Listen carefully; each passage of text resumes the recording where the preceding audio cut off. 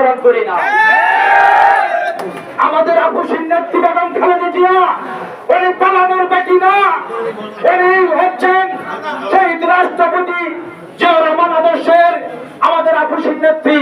তিনি বলেছেন আমি যদি মারা যাই বাংলাদেশে মারা যাব, কিন্তু আমি শত নির্যাতনের পরও আমি বাংলাদেশ ছাড়া হব না।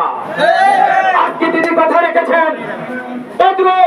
আমরা 10 নং ঘোড়ায় নিলাম বিএনপি, আলোঘাট বিএনপি সহ সারা বাংলাদেশের বিএনপি পরিবার এত মামলা হামলা নির্যাতনের শিকার হয়েছি, কিন্তু আমরা দেশ ছাড়ি নাই। আপনারা দেখেছেন আজকে কেউ শাড়ি পরে, কেউ বোরকা পরে, ওই সালমান রহমান, ওই আনিসুর রহমান, ওই ধর্মেশ্বর দাড়ি কেটে ছেড়ে চেয়েছে, তারা আজকে ইন্ডিয়া এবং বিভিন্ন দেশে তারা পালাইতে চায়। কতটুকু অত্যাচার, নির্যাতন, ব্যাংক ডাকাতি, শাপলা চত্বর, বিডিআর হত্যার সহ মানুষকে মানুষকে খুন করার হলে তারা আজকে নিজেদেরও সেই সৎসাধন নাই, বাংলাদেশের আইনে আশ্রয় নেবে। আপনারা জানেন এইখানে আমাদের বীর মুক্তিযোদ্ধা কমান্ডার উত্তর জেলা বিএনপি সংগ্রামী সদস্য আছেন।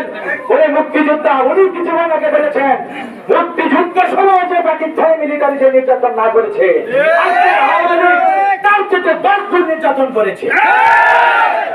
আমরা ঘরে থাকতে পারি নাই, এলাকায় আসতে পারি নাই। বাংলাদেশের মানুষকে অর্থনীতি, সামাজিক, শিক্ষা সবকিছু বন্ধ করে দিয়েছে এবং আজকেও ওই বাংলাদেশের শিক্ষা ব্যবস্থা ধ্বংস করেছে যে কারণগিনী দীপমণি, সেও গতকালকে অ্যারেস্ট হয়েছে। আমাদের কথা হচ্ছে সেই একই সুরে আমাদের ইউনিয়নেও এমন কোন অপকর্ম নাই যে এখান থেকে সংগঠিত হয় নাই। আমরা আমাদের নেতা কর্মীরা তারা কাজ পায় নাই, বাধা পায় নাই, জন্ম নিবন্ধন কার্ডের জন্য ঘুরছে। তাদের যা যা দরকার ছিল সবকিছু পাইতে একদিনের জায়গায় 1 মাস লেগেছে কিনা? আমরা অপরাধ ছিল একটি, আমরা কি? আমরা বিএনপি ধানের শীষের লোক।